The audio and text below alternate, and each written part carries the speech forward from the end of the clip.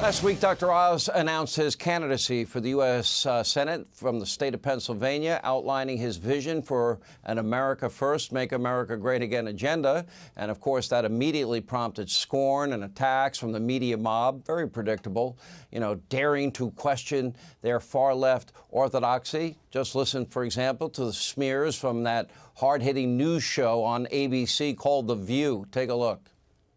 What happened to him? What happened to him? He's gone over to the dark side.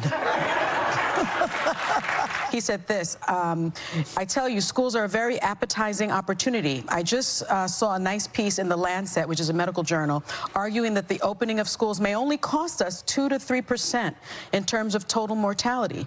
And he was arguing that we should open up schools. And my thought was, so you're willing to sacrifice the lives of our children? Yeah. Was he willing to sacrifice the lives of his children and his grandchildren? And that's when, right? And that's when I saw the turn in him. Here with reaction, Republican Senate candidate for the Commonwealth of Pennsylvania, Emmy award-winning TV host Dr. Oz is with us. All right, I thought we'd do this a little differently tonight. We'll do kind of like a rapid round for people. I noticed you answered the question about your connections to Pennsylvania. You were attacked on that. There are people all over the internet saying you're anti-Second Amendment. Is that true? No, I'm strongly pro-Second Amendment. I've got my carry concealed. I own guns, and I think everyone should have a right to bear arms as in the Constitution. But can I say one thing before the rapid fire? Yeah. I want to say this last week has been absolutely life-changing. And millions of video views on DrOz.com, which I think people ought to follow. There's lots of action there. Overwhelming calls from voters liking our message. I'm going to come back to that because of what the comments were offered on The View and other outlets. I traveled to Christmas markets to visit with county Republican leaders. The campaign has made me so much more confident than I already was about America's future. And these great ideas, they're going to empower us to fix healthcare and education and the economy. And I got to say, the specific things that we've been exposed to have changed my views because I realize that innovation and capitalism work. We can cut costs and save lives. And I'll tell you, the Hippocratic Oath, Sean, is we always put our patients first. If I can be your public servant for the people of Pennsylvania, I will put voters first. That's where they haven't been in a while. Where do you stand on education? And because I think if kids don't get a good education, basically you're ripping out the rungs of the ladder to success in life. Can we do better than what we're doing now? I don't think we could do much worse. We can do lots better, and parents are worried about education because every parent wants their child to outperform them. Yet we've got schools which offer values to kids that don't align with what the parents want, and parents can't use the usual private sector solutions. They don't have school choice. They don't have charter schools that they can take their kids to. And charter schools cost less, provide better quality education, and ought to be part of the puzzle. But here's the biggest issue at all. It ought to be dealt with at the local level. And too often, parents don't have any voice. They can't get their schools to respond because they're controlled at a much further distance than just the local school playground. Right, let's go a little quicker. Defund, dismantle, no bail laws in cities. We see these, robberies now every single night. Your reaction, what's the answer? The answer is you have high-quality police officers. We need law enforcement. It's not working. This city where I am right now had its 501st murder last week of a college student. The person who murdered him had actually been picked up earlier for a carjacking but was released. This is the kind of stuff that drives people understandably crazy, but it also undermines the very sanctity of our society, which is safety. We need that.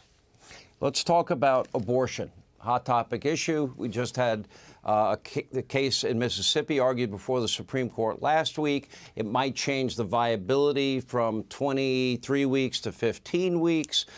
It might send abortion laws back to the states. Your thoughts? I'm pro-life, with the 3 possible exceptions of the mother's life, rape and incest. That's how I stand. Yeah, which is a pretty common position for many in Pennsylvania. Let's talk a little bit about immigration. You talked about in your announcement that your parents came to this country legally. We see what's happening at the border. What would the answer be for Dr. Oz? I think what the prior administration did was very wise. You don't let immigrants across the border. That sends a message to cartels to stop human trafficking and also opiate trafficking across the border, which is what's going on right now. And because it succeeds, the cartels go back and get more folks to bring them across the border. Again, the only way to prevent this problem is to stop it at the point at which these people are entering into our nation. What about the role of advice and consent and the type of justices you would want on the U.S. Supreme Court and other judgeships? I think judges should follow the Constitution. They should read it carefully and adjudicate conflicts based on what the Constitution states. We don't want to legislate from the bench. How concerned are you about the troops amassing on the border with Ukraine, Vladimir Putin? How concerned are you about Chinese fighter jets flying over Taiwan and China talking about reunification? How are you feeling about lifting the sanctions to Iran, which Joe Biden has done? All three are major concerns. Let's talk about China for a second. We don't want Taiwan compromised. Taiwan is a major producer of vital products, including semiconductors, but it's also wrong. This is a country that should have its autonomy. We want the same for the Ukraine, and we want the same for people around Iran. The United States has been there as a lodestar, as a North Star for many of these countries. We need our country to be strong so people can look to us for leadership. Why would Dr. Oz give up, I don't know what your salary is, but you have a successful daytime syndicated show.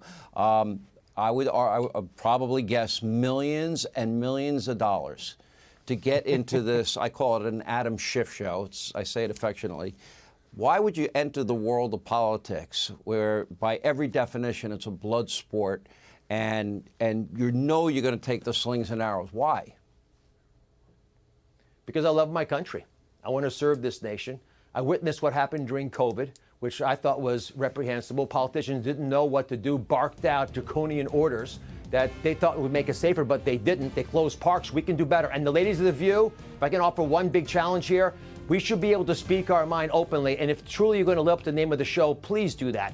Understand why I'm doing this. Why would I give it up? I'm not going to the dark side. I'm actually having conservative values because they mean a lot to me. I love our country. All right, Dr. Oz, we're going to follow this race. It is a crucial Senate race. Thank you for being with us. Hey, Sean Hannity here. Hey, click here to subscribe to Fox News YouTube page and catch our hottest interviews and most compelling analysis. You will not get it anywhere else.